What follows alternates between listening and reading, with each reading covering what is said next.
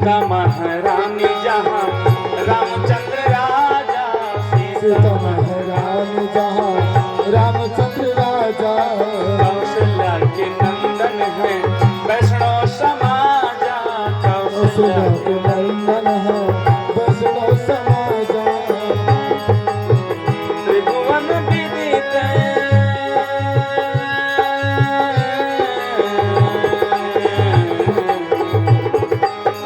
त्रिभुवन विदित अवध जिकर नौआ, त्रिभुवन विदित अवध जिकर नौआ, बड़ा नीक लागे राघव जी के नौआ, बड़ा नीक लागे राघव जी के नौआ, बड़ा नीक लागे। सीता महारानी जहाँ रामचंद्र राजा, सीता महारानी जहाँ रामचंद्र राजा, हनुमान परिकर वैष्णव समाजा, हनुमान परिकर वैष्णव समाजा, मिश्र बंध के भी, मिश्र बंध के भी हुए ठीक भगवा, बड़ा नीक लागे राघव जी के गौआ, बड़ा नीक लागे राघव जी के गौआ, बड़ा नीक लागे। त्रिभुवन विदिता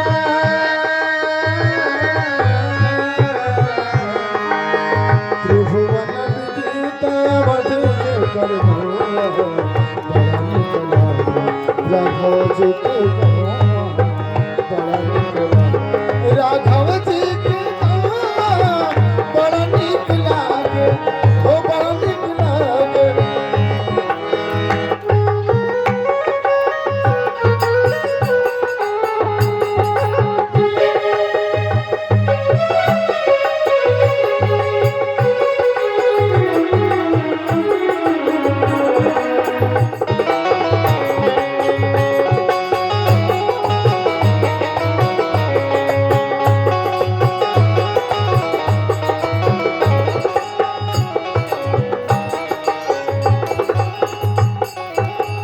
कह के सोता सुमित्रा दो, कह सोता सुमित्रा दो, सुंदर सुत जनमत है वो, सुंदर सुत जन मत भयो, अवधपुरी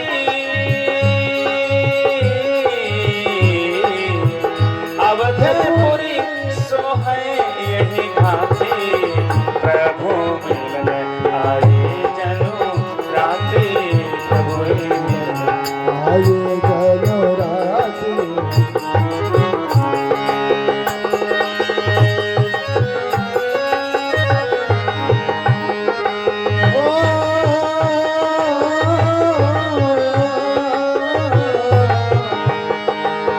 त्रिभुवन विदित अवध जिकर नौआ, बड़ा नीक लागे राघव जी के गौआ, बड़ा नीक लागे राघव जी के गौआ, बड़ा नीक लागे।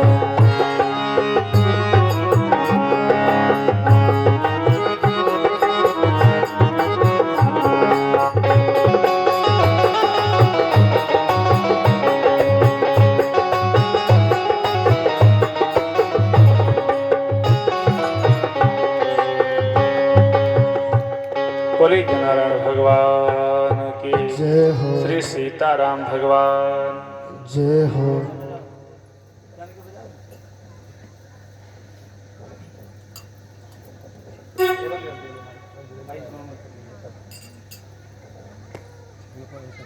कल का प्रश्न विश्राम लिया था महाराज कि हमारे राघव सरकार का आगमन हो गया। जिनकी प्रतीक्षा करने के लिए हम सभी लोग नवदोषीय रामकथा ज्ञान यज्ञ में खूब चिंतन मनन करके कलश यात्रा के तदोपरांत प्रतीक्षा कर रहे थे। 3 दिवसीय रात्रिकालीन बेला विश्राम हुई और 4 दिवस के रात्रिकालीन बेला में भगवान का आगमन होता है।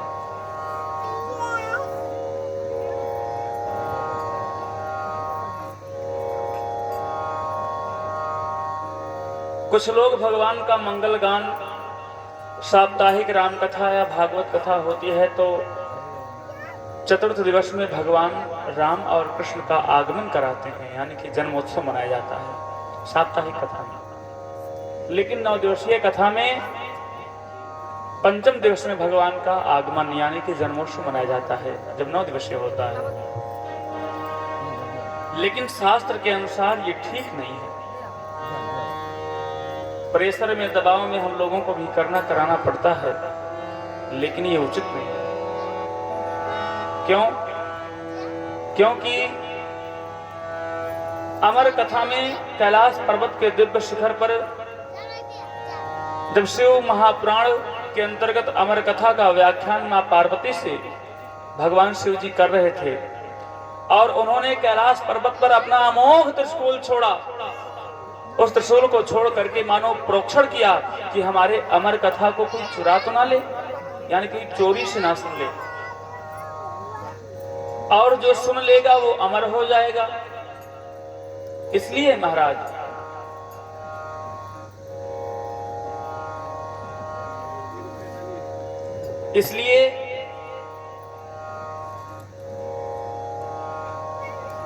श्री शिव जी महाराज अपना त्रिशूल छोड़े।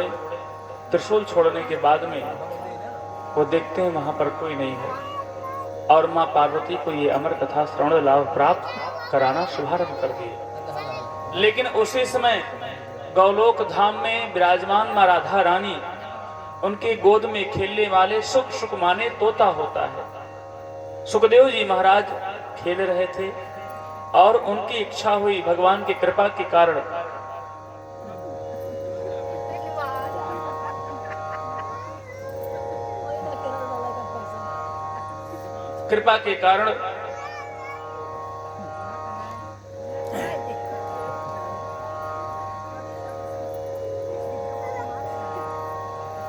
बच्चे को पकड़े बैठाइए।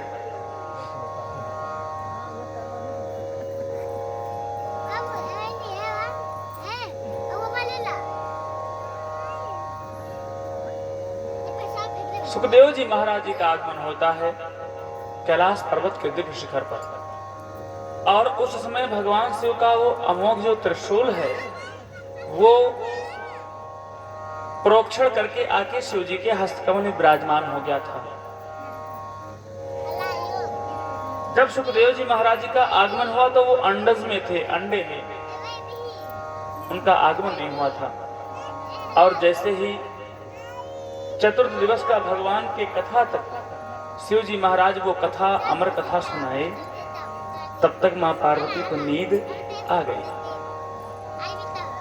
नींद आ गई मां पार्वती को, तो भगवान सुखदेव जी महाराज ये विचारार्थ किए भगवान की कृपा से कि मानो मां पार्वती तो सोने जा रही हैं, सो गई, और अगर कोई हुकारी नहीं भरेगा, ओंकार उकार नहीं कहेगा। क्यों?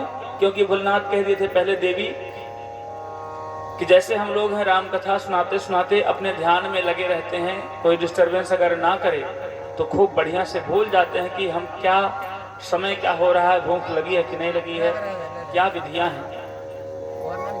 उसी प्रकार से भगवान शिव जी कहते हैं देवी पार्वती मैं कथा गायन करते करते अपने अखंड समाधि में चला जाता हूँ, जिनकी कथा करता हूँ उनको याद करते करते मेरा नेत्र बंद हो जाता है, मैं बाहरी लौकिक रूप से व्यवहार को देख नहीं पाता हूँ।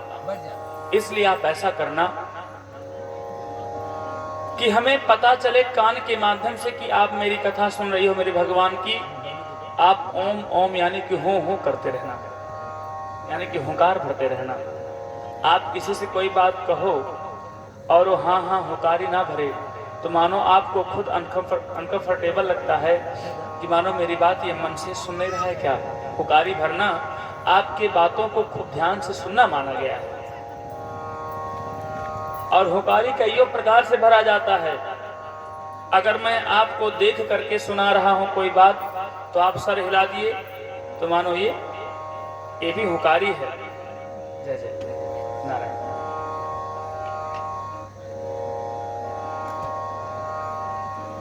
जय। और अगर आपको मैंने कोई बात बताया उसका उत्तर ना में है, आपने ना कर दिया तो मानो वो हुकारी है। क्योंकि यहाँ पर बोलना उचित नहीं है, बोलेंगे तो शोर होगा। लेकिन वहां पर भगवान शिव जी महाराज मां पार्वती को बता दिए। मां पार्वती हूं हूं कर रही हैं, ओकार उकार हुकार हुकार कर रही हैं। चौथे दिवस में जब भगवान राम का, कृष्ण का अमर कथा में जन्मोत्सव का प्रसंग भगवान शिव जी ने सुनाया, मां पार्वती को नींद आ गई। अमर कथा की व्याख्या है ये। नींद आने से भगवान सुखदेव जी सोचते हैं कि अब तो भगवान की कथा बंद हो जाएगी। क्यों?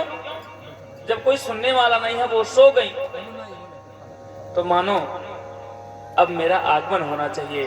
तो अंडज में से भगवान सुखदेव जी अंडा फूट जाता है और तुरंत वो पक्षी यानी कि तोता के रूप में आकर के भगवान की मंगलमयी कथा करने सुनने के लिए ओंकार होकार हों हों कर रहे हैं और भगवान शिव जी महाराज कथा सुना रहे हैं।